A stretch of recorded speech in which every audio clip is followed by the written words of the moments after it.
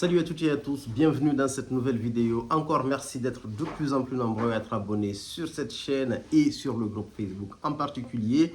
Ça fait longtemps depuis que je n'ai pas fait de vidéo. Je m'excuse parce qu'il y a des gens qui sont régulièrement en attente sur cette chaîne en particulier.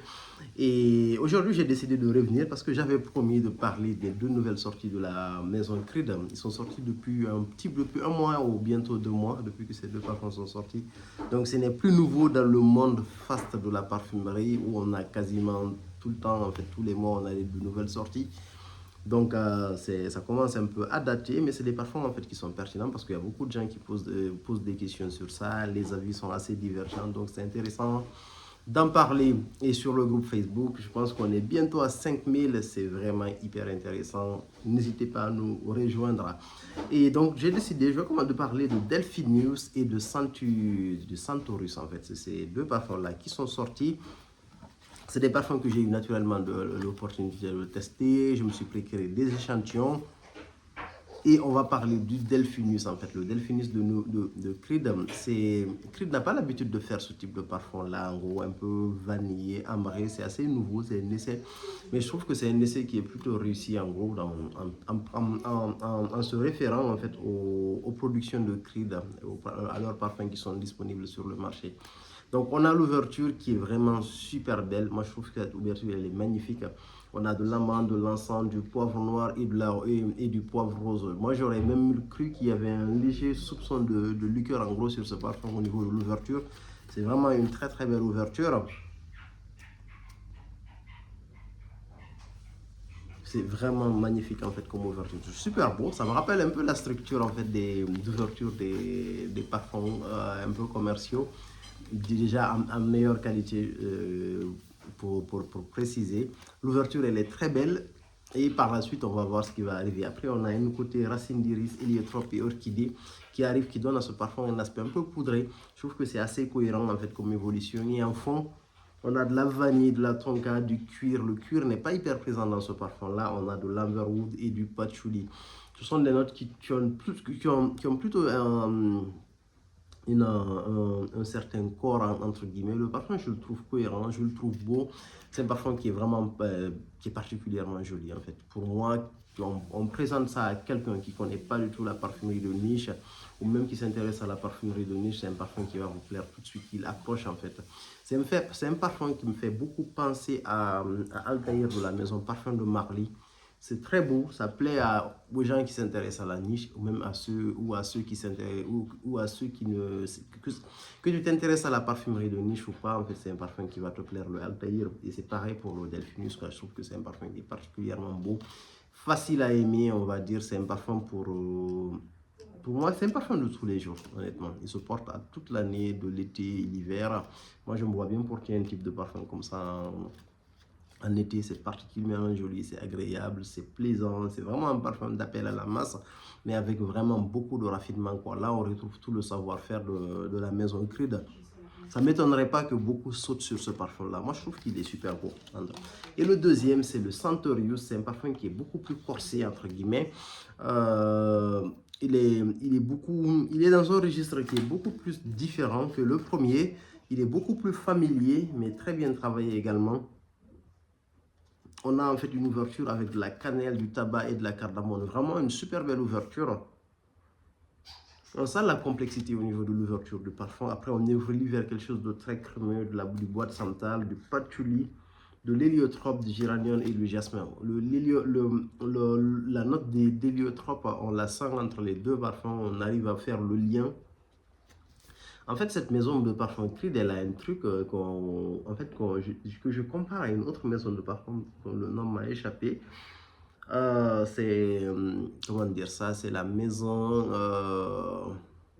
Ex Nihilo. Ex Nihilo, quand vous sentez tout leur parfum, il y a une sorte de petite colonne vertébrale. Et je retrouve la même chose en fait. Je Creed aussi, on sent en fait la touche de la maison. Peut-être c'est lié entre guillemets ou à quelques matières qu'ils utilisent en fait qui sont peut-être communes à tous leurs parfums.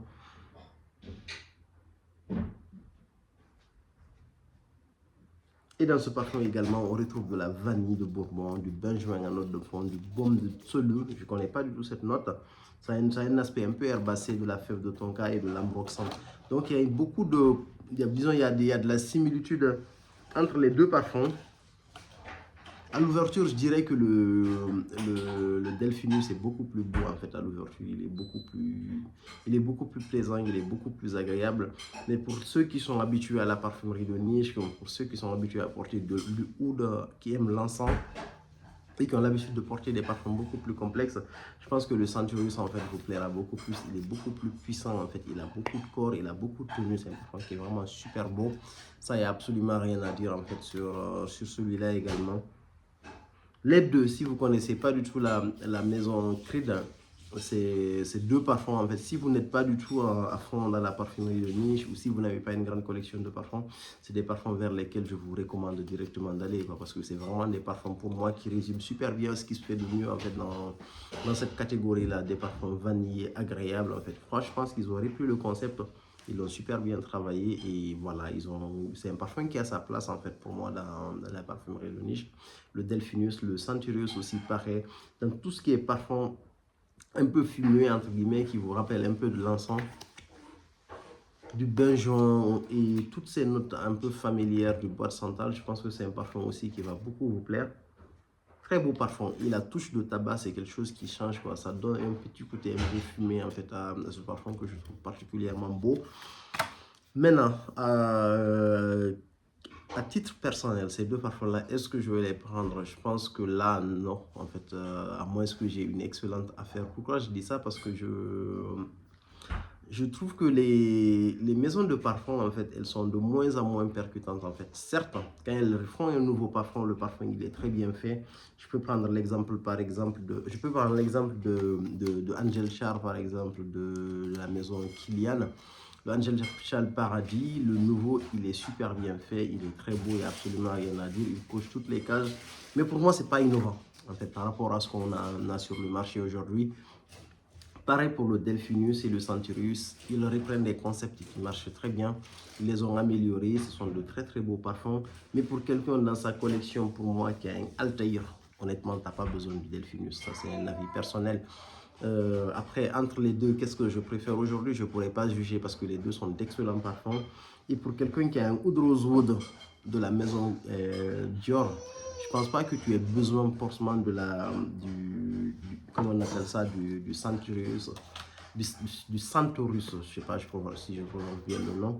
Donc avec le recul, je trouve qu'il n'y a pas énormément d'innovation sur ces deux parfums-là. Ça reste de beaux parfums, mais c'est pas aussi percutant.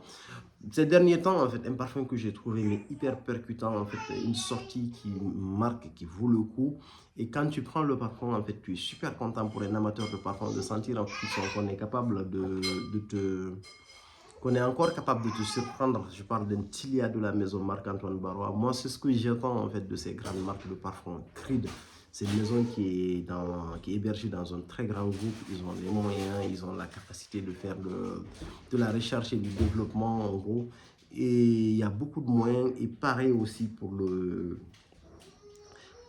d'autres maisons telles que Kilian, entre guillemets. Je m'attends à des nouveautés, je m'attends à de vraies évolutions en fait sur ces parfums-là.